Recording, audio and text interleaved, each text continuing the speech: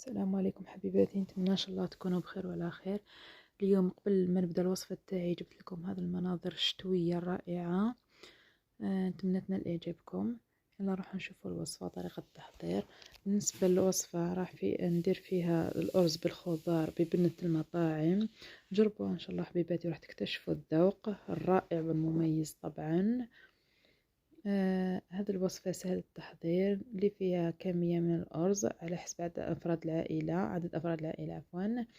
آه عندنا زيتون أخضر مقطع هكذا دوائر، حميصة نص طياب، ورقة راند كويس، بصل مقطع رقيق. بالنسبة للخضر عندنا الجزر والكورجيت مقطعين رقيق. لي زيبيس هستعمل معجون الفلفل الأحمر، معجون الطماطم مركزة، راس الحانوت، فلفل أسود، كركم، زنجبيل، شوية قرفة. أنا زوج تاعي ميحبش القرفة بزاف. نروح نشوفو طريقة التحضير. هنجيب كاسرونة تاعي، ندير فيها شوية زيت فوق النار، وندير هذاك الكويس يتقلى مليح، يعني نقليه. أنا هذاك الروز تاعي راهو يطيب.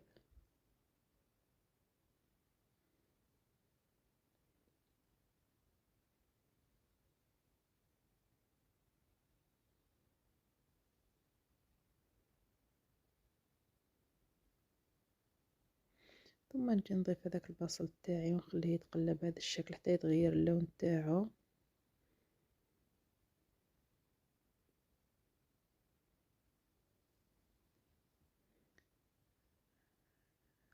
ثم نضيف بقية المكونات، أنا نضيفها على خطرة، نخليهم يتقلاو شوية مع لي زيبيس طبعا.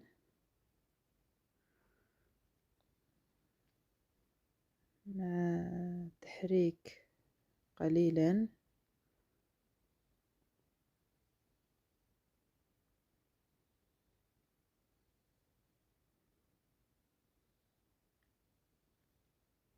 ثم هنا نجي نضيف كمية من الماء، يعني كيما على بالكم بلي الحميصة راهي نص طياب هنايا والدجاج ليه يطيب، ما نديروش بزاف الماء، هذا القدر من الماء يكفي هكذا، ونخلوها تطيب.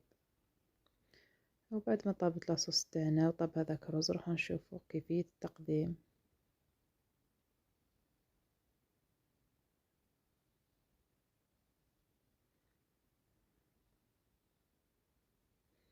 نجيبو غرفية، نسبقولها لداخل هذاك البابي الشفاف، نحو ليا البنات ولا راه يروح لي الاسم تاعو. ومن بعد نجيب هذاك الرز نعمرها بالرز ونبسطو شويه باش ما يتخسرناش كي نفرغوه. ثم نجي ندير هذاك الكويس تاعي بهذا الشكل، ونقدم المرقه بهذه الطريقه.